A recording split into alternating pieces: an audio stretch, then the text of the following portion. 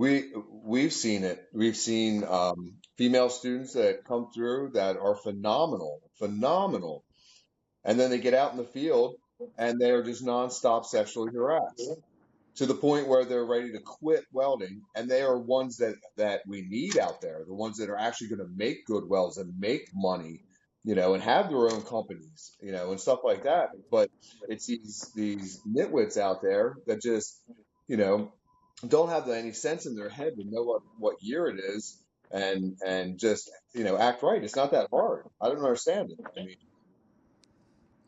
we try to advise, but like, who am I to advise? How do I know the 100% proper way to handle that? And then what do you tell a student? What do you tell not even a student, but like a female welder that you see it happening to? Of course, you tell them to go to HR, but you guys know that comes with repercussions. That comes with stress that you shouldn't have to deal with in the workplace. And everybody's like, oh, you just sue them. Yeah, it's not that easy. It's very stressful.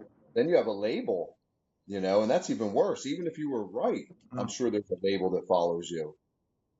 That's awful. And I can't imagine being out there right now as that, dealing with that, because they're some of our Yeah, best that welders. brings up a pretty interesting point because it's a male dominated industry for sure. Now, there is more women getting into it than ever before, but it's still a low percentage. And like you said, these women get to a point where they've just had enough of it. And it's sad. Women make better welders than men. They just do. Their attention to detail is way better than an average man's attention to detail, especially when it comes to this stuff. There's advantages and disadvantages to that, but they can leverage those advantages to the point where they make amazing welders.